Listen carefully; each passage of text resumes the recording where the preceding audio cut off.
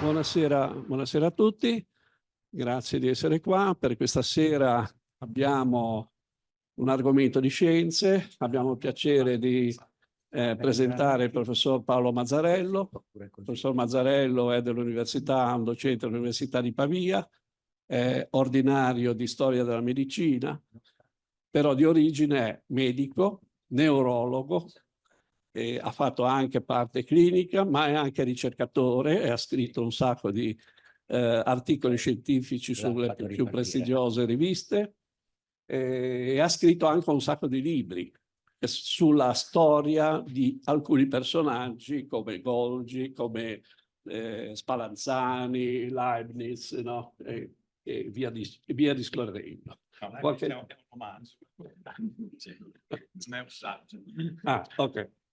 E quindi abbiamo quindi il piacere di averlo qua e lo ascoltiamo con piacere, ringraziandolo per la sua presenza. Prego.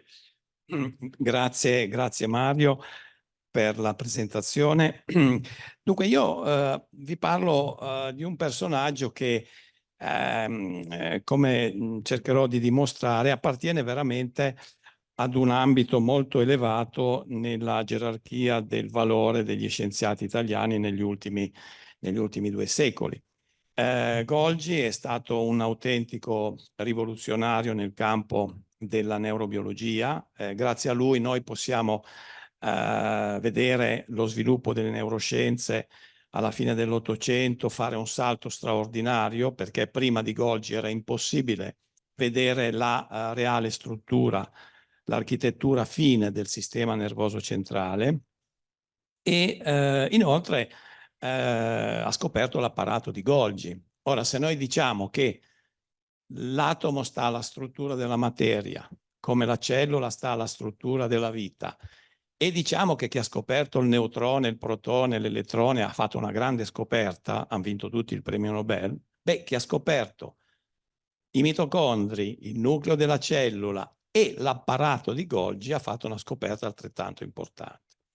Già questo ci fa capire, diciamo, il livello gerarchicamente molto alto nella storia della biologia e direi anche sotto tanti profili nella storia del pensiero biologico. Inoltre, come vedremo, ha dato anche altri contributi fondamentali. Conosciamo gli organi muscolo-tendinei di Golgi che stanno alla base della propriocezione, stanno alla base della nostra possibilità di, come dire, percepire la posizione nello spazio con altri recettori, altri elementi percettivi, ma certamente gli organi muscolo-tendinei di Golgi sono importanti a questo proposito. E poi ha fatto una quantità straordinaria di scoperte proprio nell'architettura, come vedremo, del sistema nervoso centrale. Allora io parto, diciamo, attraverso una via biografica, ma aprirò... Ah, ok. Sì. Ma inserirò all'interno di questo percorso biografico gli elementi scientifici di cui volevo appunto parlarvi. Allora, Golgi nasce in un piccolo paese nell'Alta Val Camonica, Corteno, oggi Corteno Golgi in suo onore.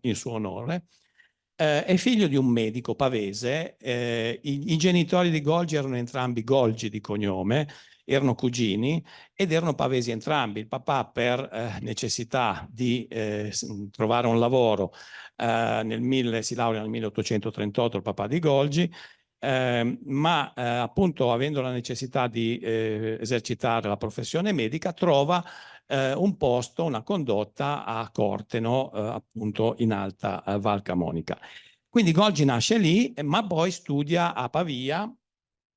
Pavia la vedete qui più o meno come appare ancora adesso sostanzialmente. Questo è un dipinto che si trova nel Museo per la Storia dell'Università di Pavia. Se vi capita di venire a Pavia potete andare a visitare questo museo che è veramente notevole, è una sorta di, come dire, caravanserraglio di tutte le grandi innovazioni e scoperte pavesi. Apro una piccola parentesi: Pavia è stata l'unica università in Lombardia fino alla fondazione dell'Università di Milano, l'unica università generalista con tutte le facoltà, Quindi giocoforza che le scoperte fatte in Lombardia nel 90% dei casi storicamente sono legate in un qualche modo all'Università di Pavia. Allora, se non serve il pallino lo disattiviamo. sì, ma disattiviamolo. Allora, un attimo solo. Sì. Ecco, quindi Golgi nasce appunto in Val Camonica, studia nelle scuole elementari in Val Camonica e poi si...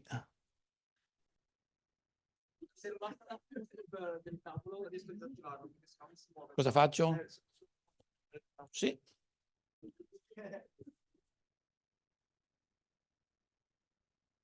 È una reazione nera anche questa.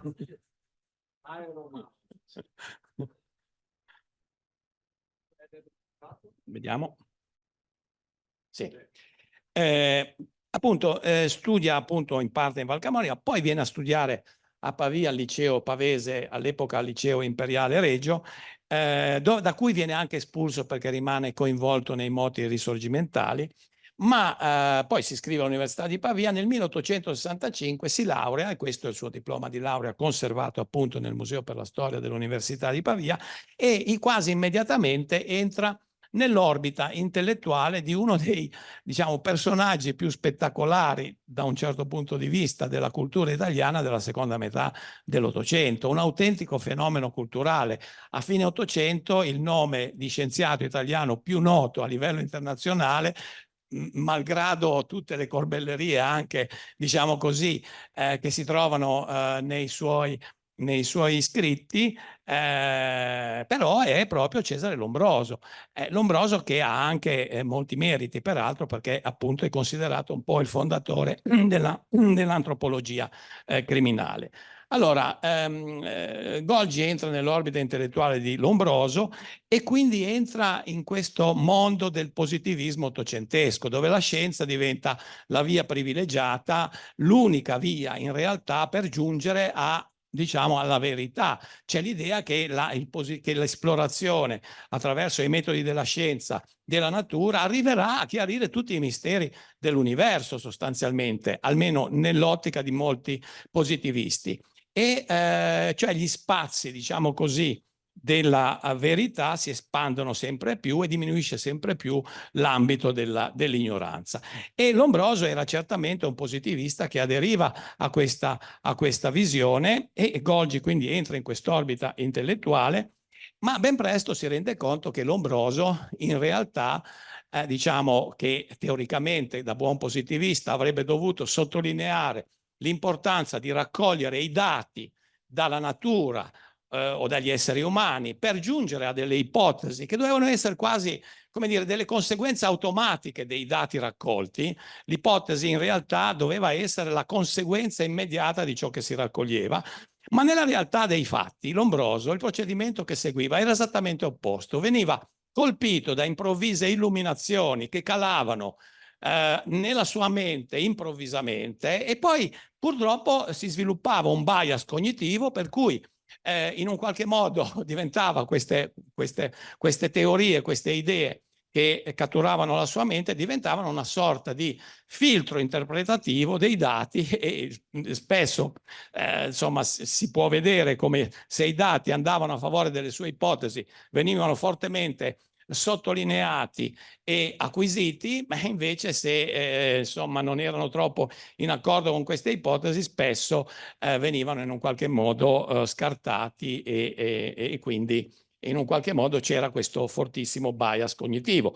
Lombroso all'epoca studiava per esempio la percezione del dolore. Lombroso è un personaggio singolare, straordinario, con delle, diciamo, punte di genialità incredibili, è pieno di idee anche veramente, come dire, molto affascinanti, e che avrebbero anche potuto avere degli sviluppi produttivi successivamente, però appunto aveva questa mente troppo randagia, troppo, come dire, spericolata, e non stava molto sul dato sperimentale. Ma le cose che faceva a Pavia all'epoca, Lombroso insegna a Pavia fino al 1876, poi passa all'Università di Torino, si laurea però a Pavia con una tesi sul cretinesimo in Lombardia o sul cretinismo in Lombardia, e questi dati che raccoglieva arrivavano o dalla stimolazione col rocchetto di Runcorff, che vedete qui, per misurare la sensibilità al dolore. Aveva capito in un qualche modo,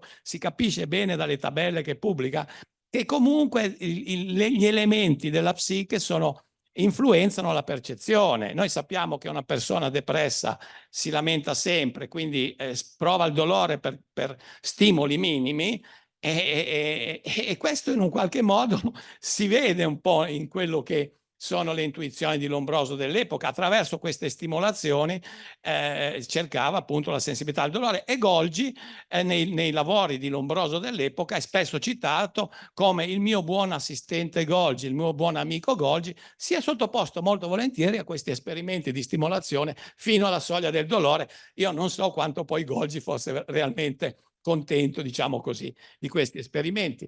Oppure ancora l'antropometria, cioè è proprio classico di Lombroso l'idea che diciamo, i caratteri della psiche dipendano, in un qualche modo siano correlati profondamente all'aspetto corporeo, anche alle misure antropometriche. Quindi vedete, questo è l'antropometro probabilmente utilizzato da Lombroso, che avevamo trovato anni fa all'Istituto di Medicina Legale, in cui lui diciamo, dissemina poi le sue pubblicazioni di questi dati, però in realtà, ripeto, poi non usa bene la statistica, non è diciamo, ha queste intuizioni che non hanno però poi come controparte un rigore di tipo metodologico. Era un po' deficitario sulla metodologia. Ma vedete qui, maniache e monomaniache, e c'è tutta una quantità di dati antropometrici, diciamo, delle varie parti del corpo, dementi, idiote, cretine, maniaci e monomaniaci, sono pieni di questi dati, le sue pubblicazioni dall'epoca. E Golgi è influenzato, perché il primo lavoro, uno dei primi lavori che pubblica è proprio scritto sotto l'influenza di Lombroso. Però Golgi, che diciamo aveva il senso pratico, ma potremmo dire il buon senso del montanaro, perché era cresciuto nelle montagne della Val Camonica, ben presto si allontana dalla grossolanità, diciamo così, metodologica di Lombroso, pur affascinato evidentemente all'inizio da questa sua grande passione comunque per lo studio. È chiaro che Lombroso è colui che in un qualche modo spinge Golgi alla ricerca nel campo della neurobiologia, nel campo delle scienze del sistema nervoso. L'attrazione per il sistema nervoso è chiaramente diciamo un lascito di Lombroso. Però ben presto Golgi si rende conto che appunto queste grossolanità metodologiche non corrispondono diciamo, alla filosofia positivista dell'epoca. Allora si avvicina ad un secondo personaggio realmente notevole,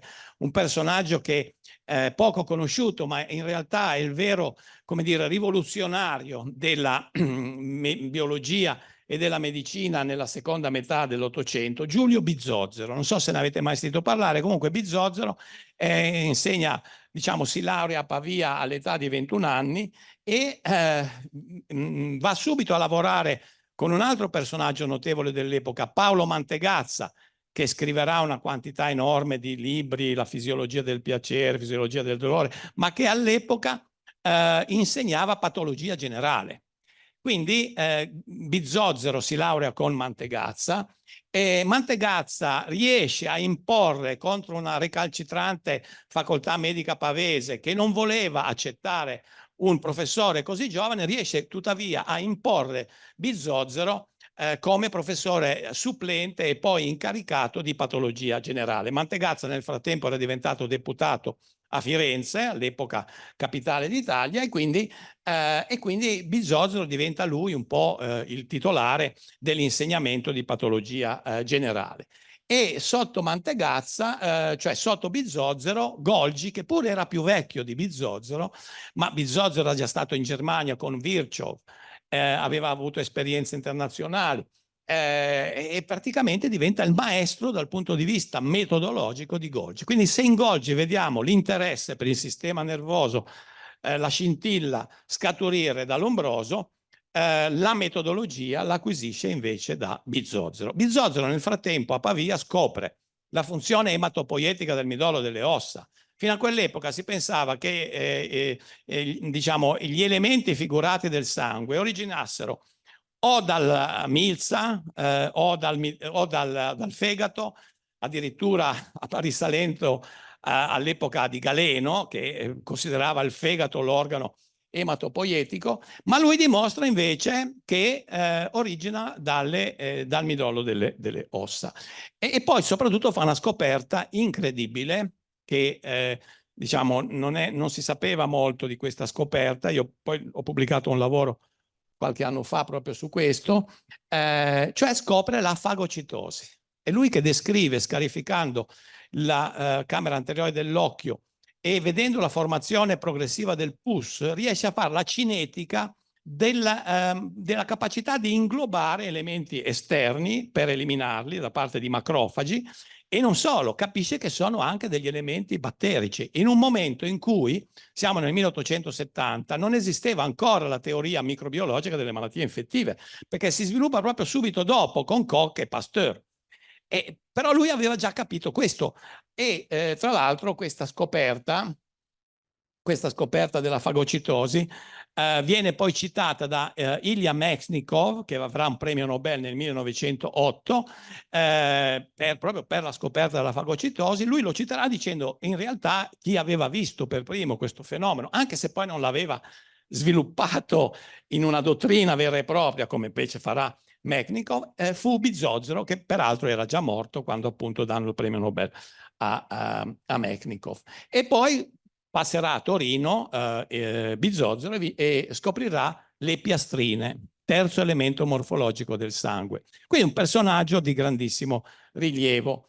Allora, Golgi, che si iscrive all'università come nell'unico frammento autobiografico che abbiamo scritto appunto da lui. Lui dice: io mi sono iscritto all'università con l'unico scopo di ottenere il diploma professionale per esercitare la professione medica, come mio padre aveva fatto tanti anni prima. Tuttavia, come capita a molti anche al giorno d'oggi, che si iscrivono magari a una facoltà di medicina o di biologia, che poi si appassionano alla ricerca. E lui, sotto questi due personaggi straordinari, Lombroso e Bizzozero, e anche Mantegazza, ben presto capisce che quella è la sua vocazione, quella è la sua via, e quindi vuole a tutti i costi cercare di diventare un ricercatore.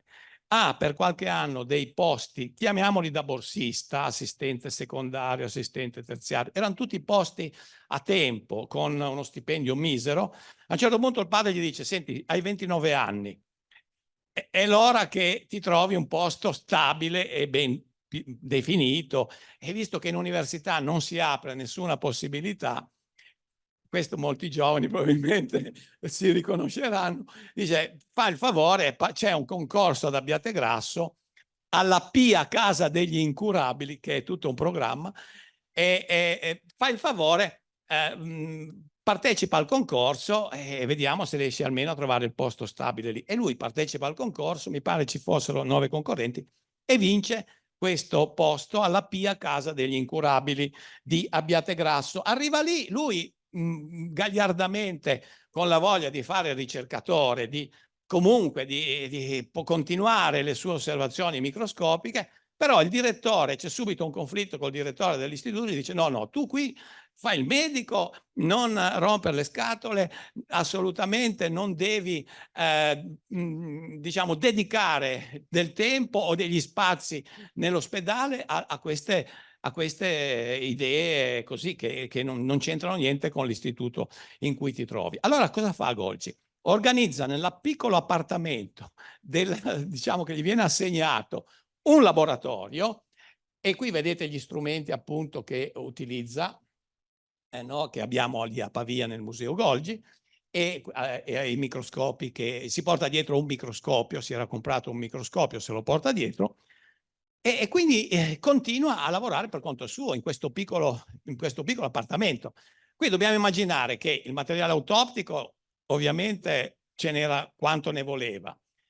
Lui evidentemente si prendeva i cervelli, se li portava nella cucina, li tagliava con con il rasoio sostanzialmente. Quello veniva utilizzato accoppiato al microtomo, c'era un microtomo particolare che si utilizzava poi quella lama e evidentemente e quindi poi continuava le sue ricerche.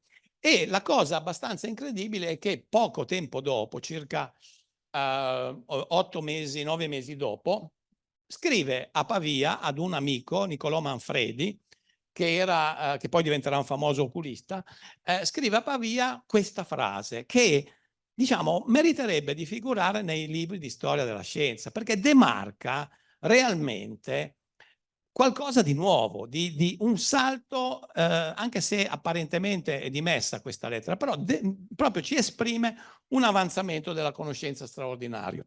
Lavoro molte ore al microscopio. Sono felice di aver trovato una nuova reazione per dimostrare anche agli orbi le strutture dello stroma interstiziale della corteccia cerebrale. Quindi inizialmente vede più la glia, diciamo così, lo stroma interstiziale e la glia. Faccio agire il nitrato d'argento sui pezzi di cervello induriti in bicromato di potassio. Ho già ottenuto risultati assai belli e spero di ottenere di più. Questo è il 16 febbraio 1873, questa è l'immagine di Golgi più vicina, siamo nel 73, questa è del 75, più vicina al momento in cui appunto scopre, anzi è meglio dire inventa, perché si scopre ciò che c'è in natura e si inventa ciò che non c'è. No? In fondo una procedura istologica, diciamo, è una sorta di messa a punto, quindi in qualche modo un'invenzione. E in che cosa consiste, diciamo così, la straordinaria novità del metodo di Golgi? Allora, a destra vedete come si poteva vedere il sistema nervoso, un vetrino di una fettina di sistema nervoso con l'ematosserina eosina. Si vedevano, diciamo, quelli che chiamavano granuli, questi qui, che erano piccole cellule con piccoli nuclei, cellule più grosse, queste chiaramente qui siamo nel cervelletto, sono le cellule del Purkinje, con qualche prolungamento, che sono la base del prolungamento dei dendriti, e insomma si era già visto in qualche modo che la cellula ha sì questi prolungamenti e che c'erano anche dei prolungamenti, un prolungamento forse diverso, ma lo si era visto ogni tanto, qualche volta. E invece col metodo di Golgi vedete che la cellula si vede molto bene, ha tutti i suoi prolungamenti e si vedono nelle loro disseminazioni più incredibili. Si vede anche partire un altro piccolo elemento che è il neurite, cioè l'assone. Sostanzialmente cosa fa Golgi? Prende dei pezzi induriti in bicromato di potassio, passa questi pezzi nel nitrato d'argento. Il risultato che si ottiene è la precipitazione selettiva di un sale, il cromato d'argento, che va a finire all'interno della cellula e lungo tutti i suoi prolungamenti, fino alle più estreme diramazioni. Ora, la cosa tuttora inspiegata, anzi se qualcuno riuscisse a spiegarla, pubblicherebbe una nota su Nature immediatamente, è come mai, diciamo, soltanto dall'1 al 5% degli elementi cellulari si colori. Quello che sembrerebbe una parzialità del metodo. Un buon metodo istologico dovrebbe mettere in evidenza tutti gli aspetti, no? Far vedere completamente un quadro completo. Quindi quello che sembrerebbe la parzialità del metodo in realtà è il grande vantaggio del metodo. Perché? Perché se noi colorassimo tutto in nero vedremo un tappeto scuro, perché le cellule sono tutte una vicino all'altra e quindi vedremo un tappeto scuro. Invece la grande novità del metodo di Golgi è questa capacità di mettere in evidenza solo una minoranza degli elementi cellulari e quindi è un po' come se con un elicottero planassimo su una foresta, vediamo un tappeto verde e l'elicottero riuscisse a estrarre il singolo albero con tutti i suoi alberi e tutte le sue radici. Cioè l'elemento fondamentale, diciamo, dell'architettura del sistema nervoso centrale viene messa in evidenza con questo metodo. Golgi in un certo senso è un po' l'architetto del cervello, perché l'architettura del sistema nervoso centrale, diciamo, è proprio messa in evidenza col metodo di Golgi. E direi che anche, diciamo, prima di Golgi esisteva vagamente una neuroistologia microscopica, ma non esisteva una vera neuroanatomia, cioè una vera modalità di descrizione degli elementi cellulari in rapporto ad altri elementi cellulari con proiezioni diciamo, di assoni e così via, cioè l'interpretazione nei termini di pulse cellulari ben precisi è possibile soltanto utilizzando il metodo di Golgi, e a lungo è stato l'unico metodo che ha permesso di fare questo, perché solo da 30 anni fa hanno potuto mettere in evidenza una cellula nervosa in maniera completa con metodi diversi da quello di Golgi. Quindi capite che se Golgi non avesse fatto questa invenzione, non è detto che altri l'avrebbero fatta. Perché? Perché ci sono le scoperte che sono nell'aria. Se non le fa uno, le fa qualcun altro. Se Watson e Crick non avessero proposto il loro modello, nel giro di 2 anni l'avrebbe proposto qualcun altro, sicuramente. Quella di Darwin, la teoria dell'evoluzione, viene contemporaneamente formulata anche da Wallace. Cioè, ci sono queste idee che sono nell'aria dal punto di vista dell'epistemologia, diciamo, scientifica, no? Dell'interpretazione epistemologica dello sviluppo delle idee scientifiche. Poi ci sono quelle idee che, diciamo, sono legate a situazioni molto contingenti, molto particolari, e che non è detto che altri l'avrebbero seguite. Cioè, se io voglio il salame di Varzi, devo andare a Varzi a mangiare quel salame lì, e non riesco a farlo. Se non ho il segreto per farlo, non riesco a farlo. E se uno non aveva questa ricetta di Golgi, che poi lui a un certo punto riesce a elaborare, non è detto che altri l'avrebbero fatta. Quindi se fosse mancato Golgi, probabilmente le neuroscienze avrebbero avuto un ritardo enorme. Vedremo che invece lo sviluppo della teoria del neurone è molto diverso dal punto di vista concettuale, nel senso che è stata l'idea più straordinaria, ma contemporaneamente quell'idea lì la stavano già proponendo anche altri. C'è tutta una serie di scienziati che l'avevano già proposta, prima ancora di Ramon y Cal, per esempio. Quindi questo è, diciamo, questo devo andare un po' veloce. Sì. Questo è per dire appunto il grande vantaggio del metodo di Golgi. Queste sono immagini, diciamo, vetrini di Golgi che abbiamo a Pavia, che con la mia collega Marina Bentivoglio, che lavorava all'Università di Verona, abbiamo pubblicato recentemente su una rivista, su Frontiers in Neuroanatomy, e sono immagini come le vide Golgi, perché sono i suoi preparati e che mantengono perfettamente la loro efficienza, diciamo così, dimostrativa. Questo è un vetrino di Golgi con disegni della corteccia cerebrale fatti da Golgi, l'ippocampo. Questo è il primo disegno in assoluto fatto da Golgi su un preparato di reazione nera, sono i bulbi olfattori. Qui si vedono cose che nessuno aveva mai visto. Cioè Golgi, Stephen Rose, un famoso neurobiologo inglese, ha scritto negli anni 70 in un suo libro che la posizione di Golgi rispetto al sistema nervoso centrale è un po' simile a quella di Galileo rispetto alla volta celeste, naturalmente facendo le debite proporzioni. Cioè Galileo in qualsiasi parte della volta celeste avesse puntato il suo cannocchiale, faceva delle scoperte. E così fa Golgi. Se uno legge il libro che Golgi pubblica di anatomia del sistema nervoso centrale fatto con l'uso della reazione nera, c'è una quantità enorme di scoperte che nessuno aveva mai visto prima. Queste sono le cellule del Purkinje, queste sono altre cellule, questo è il midollo spinale, una sezione sagittale, queste sono ancora l'ippocampo. Allora, cosa fa Golgi? Quali sono le sue scoperte, diciamo, più importanti? Beh, innanzitutto la costante presenza dell'assone nelle cellule nervose, nei neuroni. Questa è una scoperta fondamentale perché prima di Golgi non si poteva dire questo, assolutamente. Quindi la base concettuale su cui si sviluppa l'edificio delle neuroscienze è legato proprio anche a questo concetto. Scopre la ramificazione degli assoni.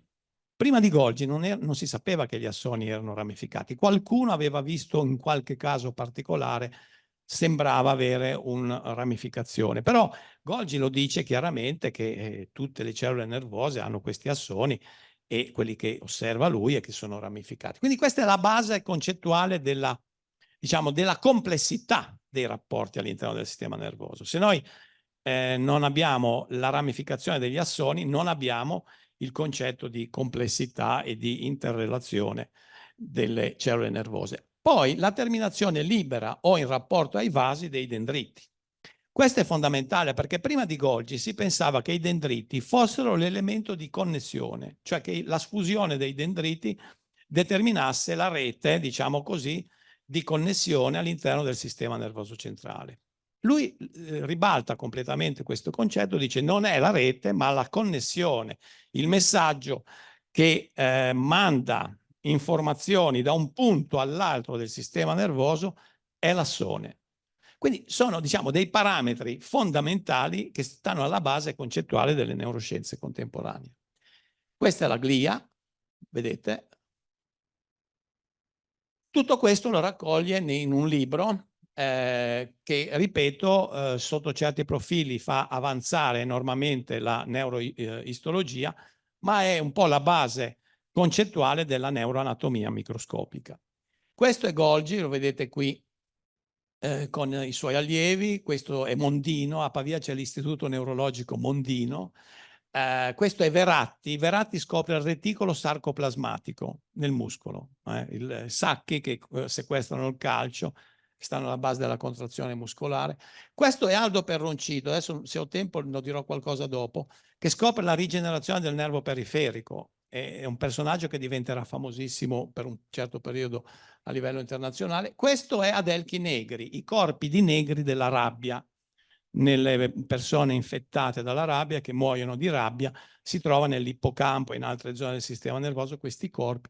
Questo è padre Agostino Gemelli, inutile che vi dica il Policlinico Gemelli, l'Università Cattolica e così via. Vabbè, niente. Questa quindi è un po' la scuola di Golgi che nasce, diciamo, a Pavia, grazie anche alla grande fama che lui acquisisce rapidamente. Qui siamo nel 1908, aveva vinto il premio Nobel 2 anni prima. Poi anzi, vi faccio notare subito che le donne a Pavia iniziano a laurearsi a partire dalla fine dell'Ottocento. Mi pare la prima l'avevano trovata io e una mia allieva, abbiamo anche pubblicata, 1896 mi pare. Ma subito dopo vanno tutte nel laboratorio di Golgi, cioè quelle poche che si iscrivevano all'università, lui era estremamente aperto alla presenza delle donne. Adesso non so se ho qui l'immagine, ecco, vedete una donna sempre in prima posizione, però Golgi cosa fa nel frattempo? Dopo la pubblicazione del libro 1885-1886 si stufa evidentemente del sistema nervoso centrale. Pensa di aver fatto una cosa già enorme, e però è il momento in cui ci sono altre ricerche appassionanti da fare, la struttura della cellula o le malattie infettive. Nella struttura della cellula, questo è il primo disegno in assoluto, vedete, dell'apparato di Golgi, 1898. Questo è un vetrino che non si trova più, che c'era 40 anni fa in istituto, dell'apparato di Golgi, ma non c'è più e non so dove sia finito. Comunque è una delle poche foto che abbiamo visto attraverso un vetrino appunto fatto da Golgi. E poi scopre, soprattutto, fa ricerche importanti sulla malaria. Ripeto, è il momento dei cacciatori di microbi, il momento in cui, diciamo, possiamo dire che lo sviluppo della scienza in generale apre continue nicchie. E un giovane che vede una nicchia che si apre, si butta in quell'ambito lì e ha la possibilità di fare grandi scoperte. E questo è il momento proprio in cui si possono fare grandi scoperte nel campo delle malattie infettive. E lui studia la malaria, questo è un globulo rosso con dentro il plasmodio che si è moltiplicato, e a un certo punto Golgi, diciamo, descrive il ciclo preciso del plasmodio dentro i globuli rossi, cioè l'insieme delle modificazioni che il plasmodio subisce all'interno del globulo rosso, ma soprattutto mette in relazione l'esplosione, diciamo così, la rottura del globulo rosso e il passaggio degli elementi filiari del plasmodio della malaria con l'accesso febbrile, detta legge di Golgi, cioè la corrispondenza fra la moltiplicazione del parassita e l'accesso febbrile. Sapete che la malaria ci sono le forme terzane, le forme quartane, quindi ci sono forme che si sviluppano ogni 3 giorni, quindi lui capisce anche, intuisce anche che vi sono plasmodi diversi dal punto di vista biologico. Questi sono gli organi muscolo-tendinei di Golgi. E qui però, quando Golgi fa tutte le sue scoperte di neurocitologia, si trova di fronte ad un problema. Prima di lui si pensa che i collegamenti avvengono attraverso i dendriti. Lui però vede che li disegna, vedete qui i dendriti terminano liberamente, non si connettono con altri, ma finiscono, lui pensa che finiscano spesso collegati ai vasi, che quindi gli attribuisce una funzione nutrizionale. Questo è un errore capitale poi in tutta la sua interpretazione, ma col senno del poi, non è che si può, nello sviluppo delle idee dell'epoca poteva anche essere un'idea sensata. Allora, chiaramente vede che l'assone è ramificato, quindi giustamente dice è attraverso la ramificazione degli assoni che avviene la complessità di interazione all'interno del sistema nervoso. E qui c'è, diciamo, l'errore che poi su cui poi lui si incaponisce un po' e che diventa la base della sua teoria della rete nervosa diffusa. Golgi ritiene che gli assoni in un qualche modo si mettano in profonda connessione o addirittura si fondano. O questa fusione o questa interconnessione, come le liane di una foresta, diciamo in un qualche modo, dirà poi Cal, sono alla base di questa, diciamo, di questa connessione degli elementi all'interno del sistema nervoso centrale. E questo è, per così dire, un po' il punto errato su cui lui poi lascia perdere le ricerche di neurobiologia e siamo nel 1886 e proprio quando lui lascia perdere queste idee in un qualche modo si inizia a pensare alla individualità delle cellule nervose. Cioè che anche il sistema nervoso, come gli altri organi del corpo, come gli altri tessuti, fosse in realtà costituito da elementi distinti. Diciamo, uno dei primi a intuirlo in maniera vaga, peraltro, è Sigmund Freud, che però poi lascia perdere le ricerche di neurobiologia, è un bravissimo istologo, fa molti lavori di neuroistologia, ma poi lascia perdere queste ricerche e fonda la psicanalisi. E soprattutto chi lo propone esplicitamente per la prima volta è un norvegese, si chiamava Fridtjof Nansen. Sarà anche un esploratore polare, è quello che arriva più vicino al Polo Nord prima di Peary, alla fine degli anni '80, il quale in realtà studiava biologia e doveva fare la tesi di dottorato. Si incappa nei lavori di Golgi e capisce che per studiare il sistema nervoso degli invertebrati il metodo di Golgi potrebbe essere straordinario. Cerca di farlo e non gli viene. Allora parte dalla Norvegia, viene a Pavia, si ferma 2 settimane a Pavia, impara da Golgi e dai suoi allievi il metodo, poi va alla stazione zoologica di Napoli Anton Dorn, dove ci sono ancora diciamo documenti eccetera, e poi torna su a Bergen, mi pare in Norvegia, e finisce la sua tesi e manda una sua fotografia a Golgi e a sua moglie e poi ricorderà questo periodo pavese con parole bellissime pochi anni dopo in una lettera che abbiamo al museo e che abbiamo anche pubblicato. E quindi lui è uno dei primi a dire che in realtà non vede la connessione. C'è poi un altro, Wilhelm His, non è quello del fascio di His del cuore, quello è il figlio. Questo è il padre, era un embriologo famoso, e lui proprio studiando lo sviluppo embrionale vede chiaramente, che l'aveva già fatto anche Golgi in parte, però era stato sviato un po' dalle sue teorie che poi diventano dominanti nella sua mente e poi non le abbandona più. His aveva visto che gli elementi nello sviluppo sono distinti e quindi in un qualche modo sostiene anche lui che le cellule nervose appaiono collegarsi, ma ci deve essere un qualcosa che fra cellula e cellula. Lo stesso sostiene anche Auguste Forel, che era uno psichiatra, ci sono i campi di Forel, chi fa l'anatomista lo sa. Quindi ci sono già almeno tre che indipendentemente, e qui quello che dicevo prima, fra le idee che sono nell'aria e ciò che non è nell'aria. La reazione nera non era nell'aria, tant'è vero che non l'accetta nessuno, cioè devono passare quasi 20 anni prima che si capisca l'importanza di questo metodo. Era molto in anticipo sui tempi. Queste invece sono idee che iniziano ad essere nell'aria. Allora, chi diventa però il pioniere riconosciuto, diventa il protagonista, come dire, di questo nuovo ambito di ricerca, cioè colui che guarda ai preparati fatti col metodo di Golgi, con l'idea che le cellule siano separate, perché chi ha una buona teoria vede più avanti, vede più lontano. E questo aveva la teoria che era già stata formulata dell'indipendenza delle cellule nervose, e quindi guardava i preparati in quest'ottica nuova e capiva che aveva più senso guardare il tutto in questa ottica, in questa prospettiva. È questo Santiago Ramón y Cajal, che nasce come Golgi in un posto, io ci sono stato tanti anni fa, in un posto proprio fuori dal mondo, sul contrafforti dei Pirenei, ma un posto desolato a dei livelli incredibili, e però riesce a studiare, è anche un pioniere della fotografia, si inventa i selfie, vedete, era uno, diciamo, aveva un atteggiamento che era l'opposto di Golgi. Golgi, il suo, come dire, aforisma riferito a se stesso preferito era: mi sono sempre pentito per aver parlato, mai per aver taciuto.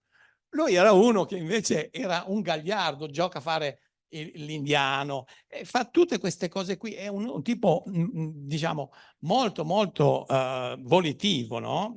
Forse aveva letto Schopenhauer, la volontà, diciamo, e aveva il concetto della volontà come base del successo personale. Comunque un giorno nel 1887, quindi oramai quando la teoria dell'indipendenza delle cellule nervose era già stata formulata da His, Forel e da Nansen, lui parte, va a Madrid, aveva avuto una cattedra di anatomia, parte, va a Madrid perché vuole aggiornarsi sulle ultime novità della ricerca in campo istologico e anche neuroanatomico microscopico, voleva scrivere un manuale e incontra Luis Imaro Lacabra, uno psichiatra che era stato nella clinica di Charcot ma aveva lavorato con Ranvier, quello dei nodi di Ranvier, e il quale gli fa vedere, dice: ah, guarda, qui lì a Parigi Ranvier ha utilizzato il metodo di Golgi, e gli fa vedere dei vetrini visti con il metodo di Golgi.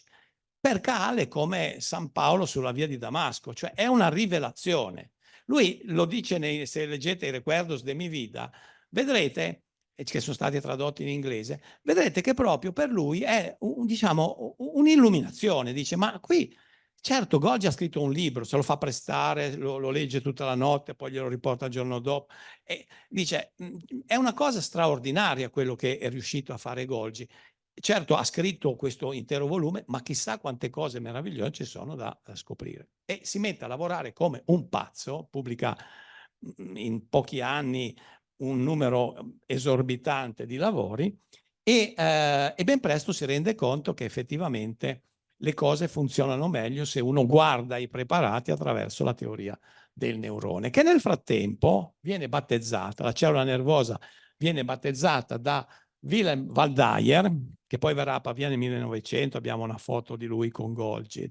Comunque Waldeyer, che è uno dei padri, diciamo così, della neuroanatomia tedesca di fine microscopica di fine 800, e Waldeyer diciamo riassume ciò che era stato proposto da His, Forel, Nansen e anche da Cajal, e dice: la cellula nervosa è dotata di unità anatomica. Poi Cajal si arrabbierà tantissimo di questo lavoro di Waldeyer, perché dice: ma lui ha preso le cose che avevo scritto io e le ha, diciamo, organizzate in una maniera molto così che penetra immediatamente nella mente delle persone, e si è preso in un qualche modo il merito di queste ricerche. Però Waldeyer effettivamente ha questa idea molto ben strutturata: la cellula nervosa è dotata di unità anatomica, la cellula nervosa è dotata di unità embriologica e la cellula nervosa è dotata di unità funzionale, e la chiama neurone. Allora, Cajal, diciamo, nel frattempo sviluppa veramente in una maniera geniale, un genio. Golgi era un genio sperimentale straordinario Kahl è un genio anche sperimentale perché fa tantissimi preparati così, ma aveva questa capacità di, come dire, organizzare le idee in termini molto efficienti dal punto di vista propositivo.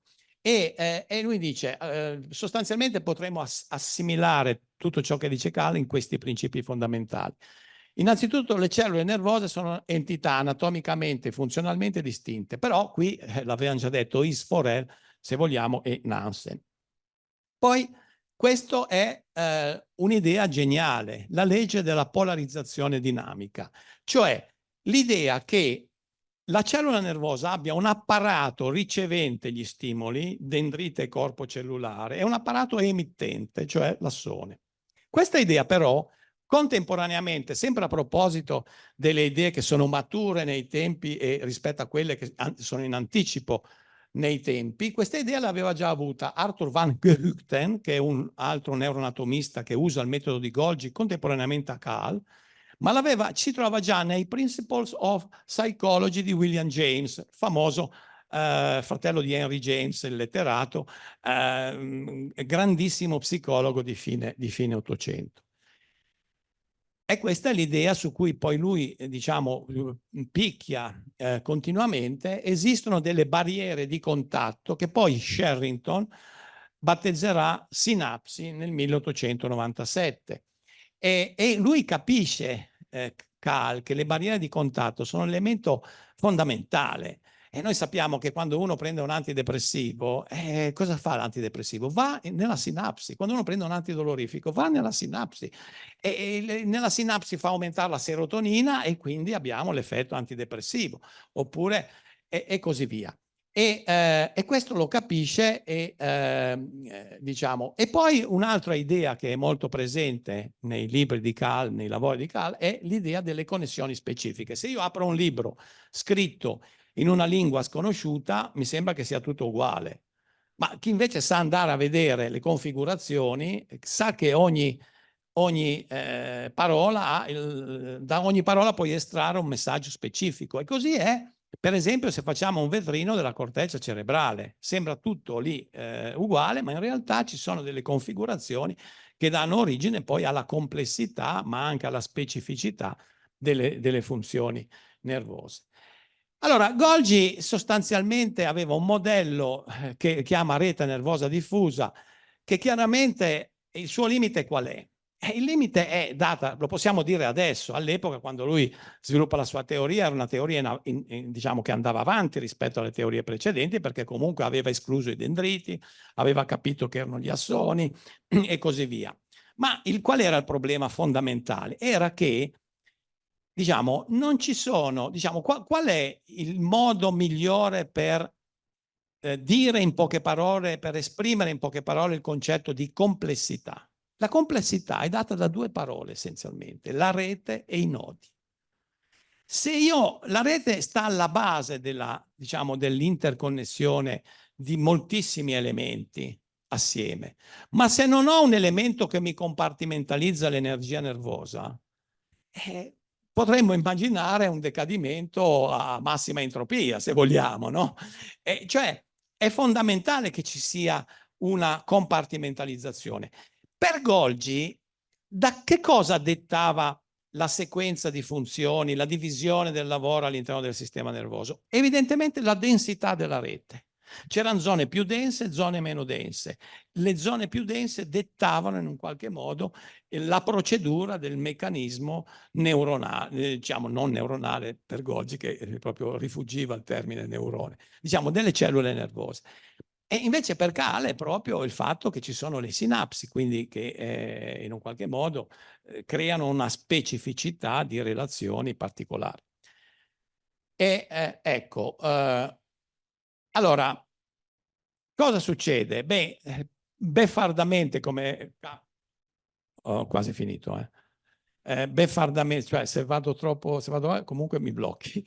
Allora, beffardamente, come capita a volte, questi due scienziati che poi sviluppano una specie di antagonismo, perché Golgi chiaramente era più vecchio di Kahl di 9 anni aveva lavorato tantissimo su questa reazione nera con difficoltà enormi per farla accettare. Improvvisamente la reazione nera diventa famosa per Kahl e non per lui.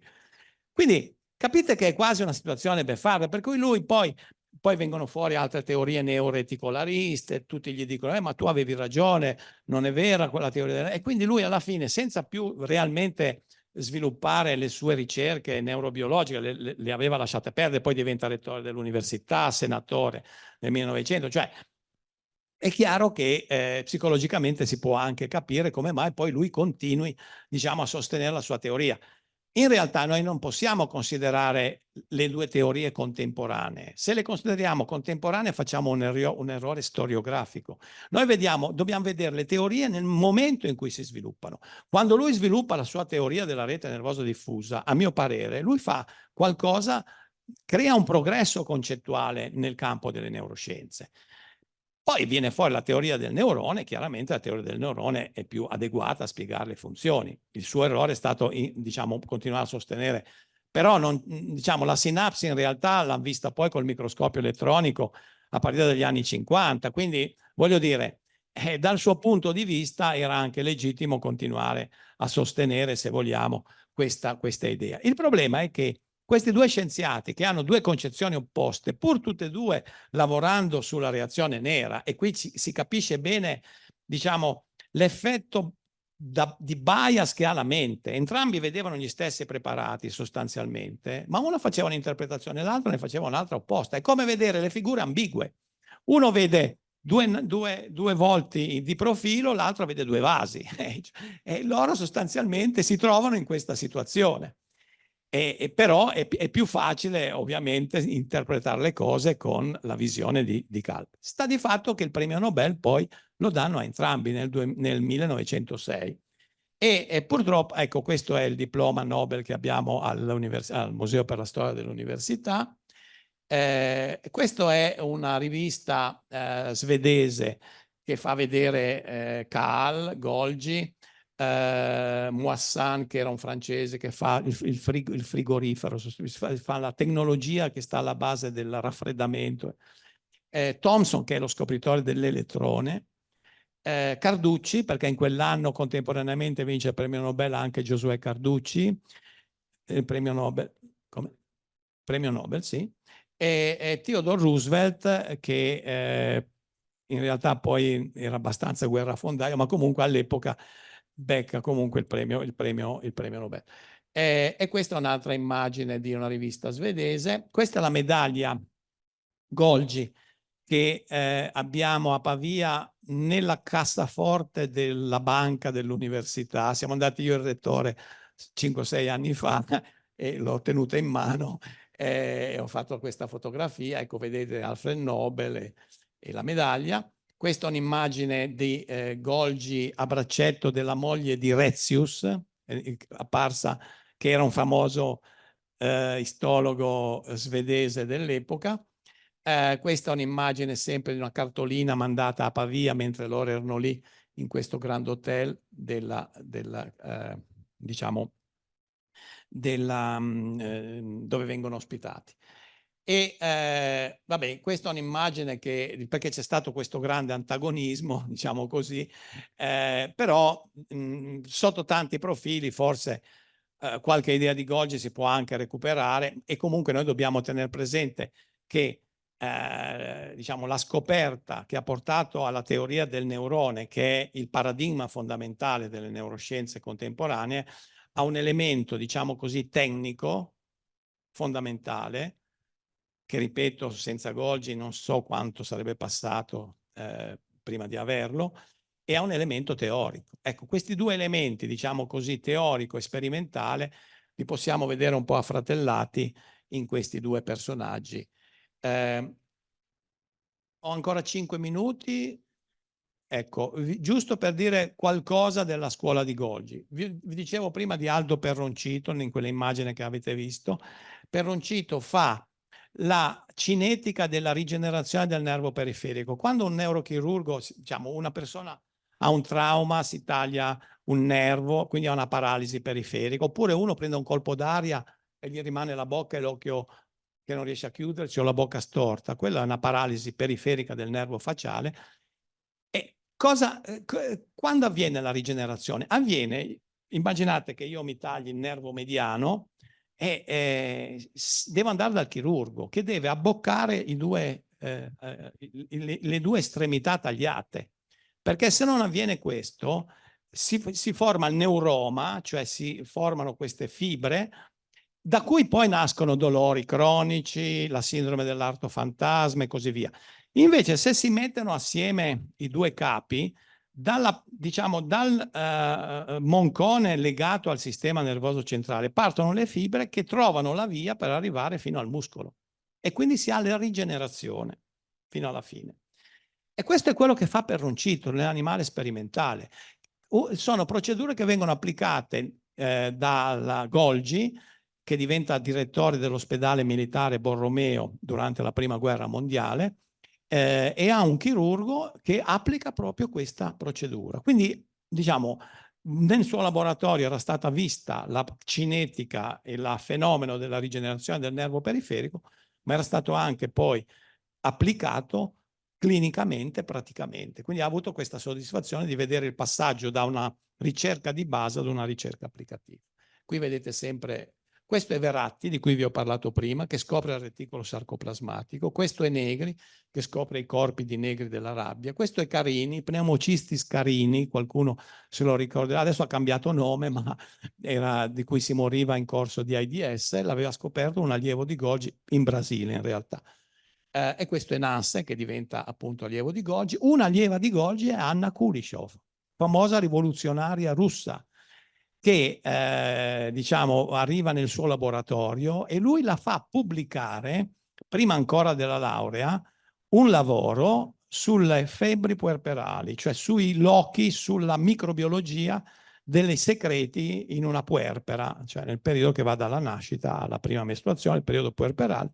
Lei fa questi lavori e li fa nel laboratorio di Golgi, poi non la lasciano iscrivere all'università, il rettore dell'epoca non la lascia iscrivere all'università perché ha paura che diventi una fonte di idee rivoluzionarie fra gli studenti. Però Golgi ha il coraggio di farla lavorare e di farla pubblicare prima della laurea. Carlo Besta è un altro, Istituto Besta, Mondino, abbiamo visto,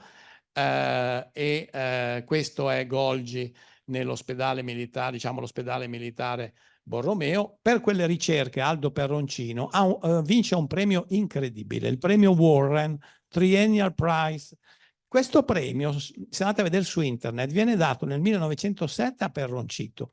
Nel 1959 verrà dato a Watson e Crick, poi lo vincerà Edelman, lo vincerà Candel, Tonegava, cioè è un premio di un'importanza spettacolare in America, è dato dalla Massachusetts Medical Hospital, quindi dall'Università di Harvard, e gli viene dato nel 1907, vince Warren Triennial Prize.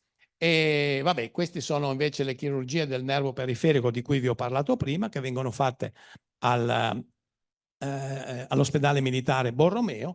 Vedete, questo ha una paresi del nervo radiale, non riesce a dorsiflettere la mano. Dopo 262-240 giorni dopo l'intervento, quindi ci vuole tanto tempo perché si rigenera mezzo millimetro al giorno, quindi ci vuole un sacco di tempo, vedete che riesce a dorsiflettere la sua mano.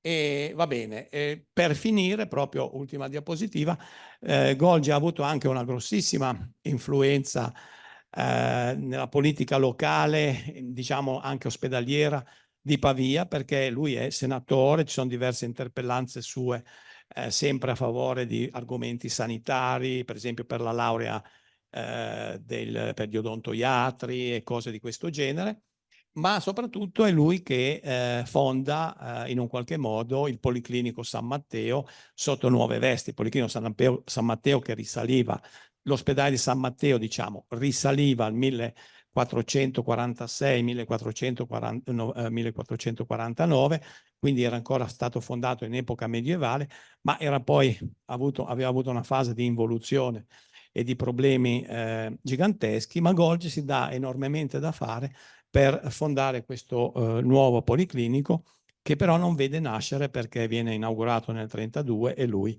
era già morto da 6 anni. Ecco. Ecco, qui lo vedete in alcune immagini, appunto col policlinico, e spero di avervi dato un'idea un po' di questo personaggio. Grazie.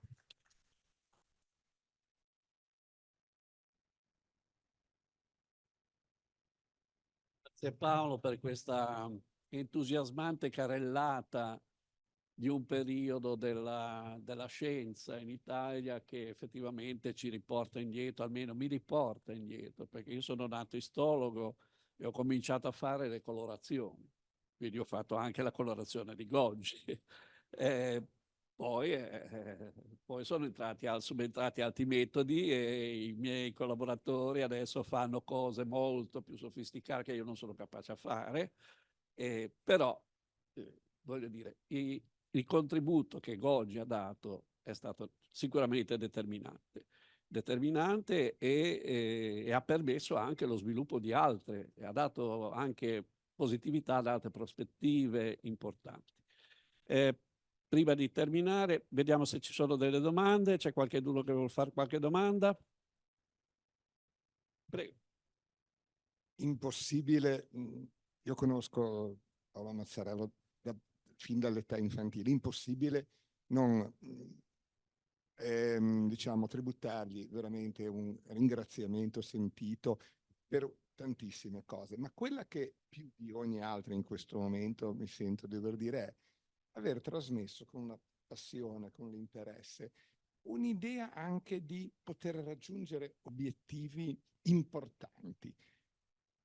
Loro, mi sembra, qui avevano una grande scuola e trovarsi anche nel momento giusto, al posto giusto, alla sua importanza, però erano anche persone che avevano una profonda educazione, erano cresciute in un determinato modo. E questo da storico, Paolo, che ha saputo veramente partire dalla neurologia per raggiungere conoscenze più elevate, ce l'ho un po' detto in questa serata. Io ringrazio davvero anche come suo compaesano, nostro compaesano, perché anche il dottor Pestarino è di Milanese, veramente un certo conforto che mi è derivato e che ho voluto trasmettere.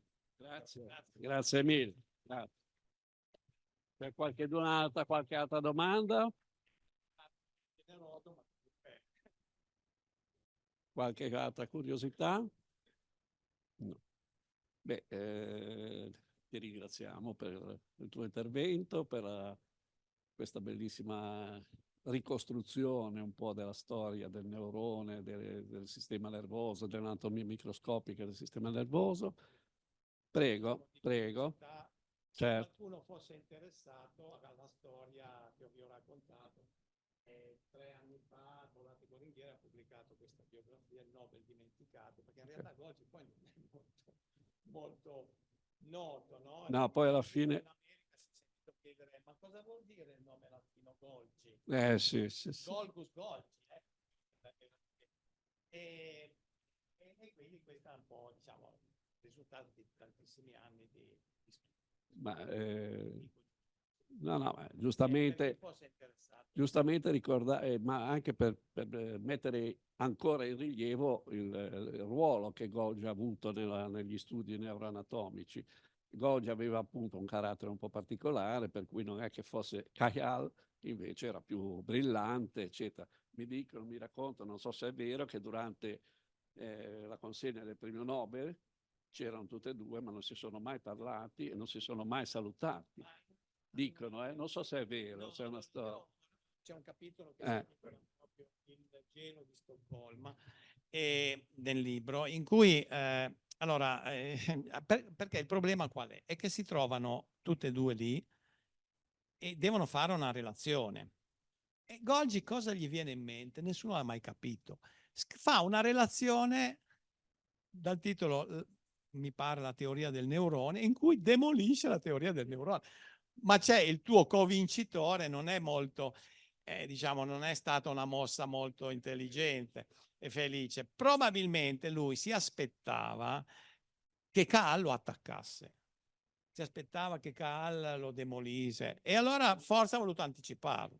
o forse pensava di dover parlare dopo, non si sa. Sta di fatto che è stata veramente un disastro per lui, perché poi Caal nei suoi Recuerdos de mi vida racconta la cosa dal suo punto di vista, marcando molto, perché poi ci sono altre testimonianze, per esempio Rezus dice ma no, lui ha detto soltanto quello che pensava e non è che sia stato aggressivo più di tanto, diciamo. E quindi in realtà quello che è successo veramente rimane un po' offuscato. Sta di fatto che quando Golgi arriva a Stoccolma in treno, scende dal treno e si trova la delegazione della Karolinska Institutet che aveva conferito il premio Nobel e c'era anche Caal e si sono dati la mano probabilmente in quel momento così, però il ghiaccio faceva anche molto freddo, il ghiaccio non si è rotto e questa è stata la situazione. Sì, sì, sì. Bene. Allora, grazie ancora a Paolo per questa interessante conferenza, grazie a voi per la presenza. Vi ricordo che dalla prossima settimana ci saranno altre 2 conferenze, però di carattere letterario. E lunedì 5 febbraio alle ore 17 ci sarà un professore spagnolo dell'Università di Barcellona, José Enrique Ruiz Domenech, che parlerà di 6 storici in cerca del mare Mediterraneo. Quindi, se siete interessati, ci rivediamo lunedì alle ore 17. Grazie a tutti per la presenza e buonasera.